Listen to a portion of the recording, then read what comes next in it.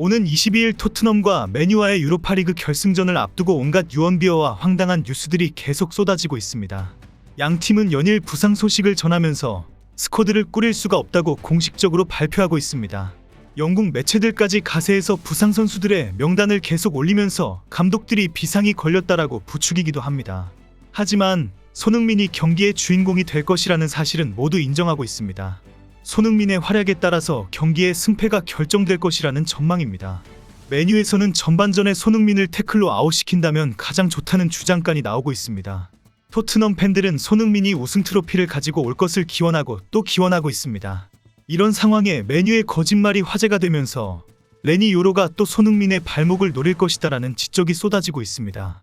오늘 맨유의 아모림 감독이 부상 상황을 설명하면서 레니 요로가 심각한 부상으로 결승전 진출이 어려워졌다고 말했습니다. 하지만 레니 요로가 실내 훈련장에서 태클을 거칠게 훈련하고 몸을 만들고 있는 모습이 탄로가 나버렸습니다.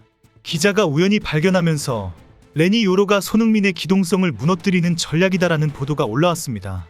최근 토트넘에서 손흥민이 선발 출전을 하지 않을 것이라는 소식이 흘러나오는 것도 상대팀인 맨유를 의식한 발언으로 평가받고 있습니다. 손흥민이 아직 제 컨디션이 돌아오지 않았기 때문에 교체 멤버로 경기에 임할 것이라는 주장입니다.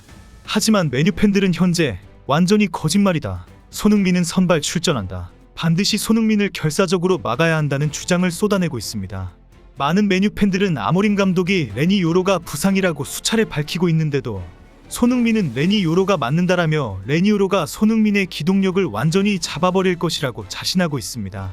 실제 토트넘 팬들도 레니 요로가 그동안 수차례 손흥민에게 거친 태클을 했다면서 어린 선수가 또 손흥민을 괴롭힐 것이다라고 우려하고 있습니다. 손흥민과 레니 요로의 맞대결은 지난해 12월 20일에 열린 카라바오컵 8강전이 가장 유명합니다. 당시 레니 요로는 손흥민을 따라다니면서 수시로 거친 태클을 시도했습니다. 요로의 태클은 노골적으로 발목을 겨냥한 것으로 손흥민이 피하기 급할 정도였습니다. 결국 후반 42분 손흥민이 레니 요로의 태클을 피하면서 코너킥을 넣게 되었습니다. 그리고 손흥민이 찬 코너킥은 그림과 같이 골대로 들어가면서 그대로 득점으로 연결되었습니다. 당시 맨유 수비수 리산드로가 손흥민에게 다가가 욕설 가까운 발언을 하면서 빨리 차라고 거칠게 밀었기 때문에 손흥민이 완벽한 복수를 했다라고 화제가 되었습니다. 레니 요로는 2005년생으로 만 19세로 수비의 초신성으로 불리고 있습니다. 맨유는 지난해 1년 연장 옵션을 포함한 6년 계약으로 이적료 936억 원의 옵션 121억 원을 지불하면서 총 7천만 유로, 1057억 원이라는 이적료로 영입했습니다.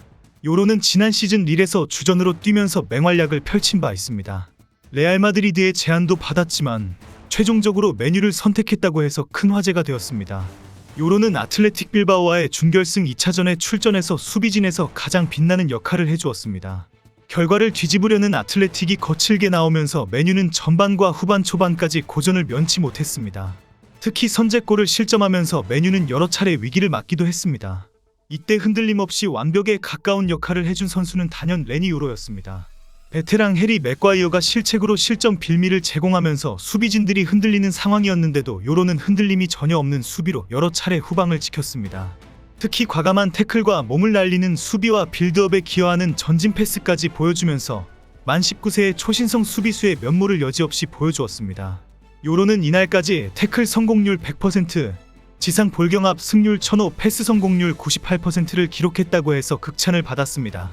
요로는 지난 11일과의 웨스햄전에서 후반 7분 교체 아웃되었는데 부상으로 인한 것으로 알려졌습니다. 아모림 감독이 주전 교체가 아니라 부상 때문이다라고 공개적으로 밝혔기 때문입니다. 하지만 그 이후 부상 정도라든지 검진 결과는 전혀 나오지 않았고 아모림 감독은 말로만 연일 레니 요로가 아프다는 발언만 계속해왔습니다. 하지만 오늘 요로가 실내 훈련장에서 숨을 거칠게 쉬면서 강인한 체력을 더 키우고 있는 모습이 발각되었습니다. 오늘자 풋볼 런던은 맨유는 수비진의 부상으로 어려움을 겪고 있다고 또 보도했습니다. 리산드로 마르티네스가 이미 시즌 아웃된 가운데 레니 요로, 마타이스 더리우트, 에이든 헤븐까지 부상을 당하면서 출전이 어려워진 상황입니다. 오늘 있었던 훈련에도 이들은 모두 참여하지 않았습니다. 영국 매체 미러도 맨유의 초비상이 걸렸다. 결승전을 앞두고 핵심 수비수 3명이 출전이 불가능하게 되었다라고 전했습니다. 매체는 디오고 달롯, 더리우트, 레니 요로는 부상 상황이 심각하다라고 보도했습니다. 이런 보도만 보면 맨유의 수비진이 모두 무너졌구나라고 믿게 됩니다. 그런데 방금 레니 요로의 부상이 심각하지 않다는 속보가 올라왔습니다. 메뉴 소식에 정통한 리치 페이 기자가 요로는 오늘 공개 훈련에는 참여하지 않았지만 체육관으로 가서 개인 훈련을 진행했다고 보도했기 때문입니다. 이에 아모림 감독도 더리우트와 요로가 결승전에 뛸 수 있을지 모르겠다라며 출전 가능성도 있다는 것을 인정했습니다. 결국 레니 요로는 그동안 결승전을 위해서 연막작전으로 부상이라고 했는데 체육관에서 땀 흘리며 몰래 훈련을 해온 것이 들통난 것입니다. 결승전을 앞두고 토트넘과 맨유는 서로 부상자가 속출하고 있다는 소식을 앞다투어 쏟아내고 있습니다. 완벽한 1군 스쿼드를 구성하기가 불가능할 정도라면서 구체적으로 부상 선수와 부상 상황을 언론에 흘리고 있습니다. 서로 결승전 전술을 짜기가 어렵도록 연막 전술을 펼치고 있다는 지적도 나오고 있습니다.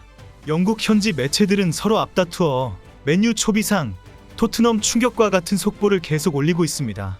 한국 매체에서도 결승전을 앞두고 수비진 줄줄이 부상 아웃, 아모림 한탄과 같은 제목으로 속보를 전할 정도입니다.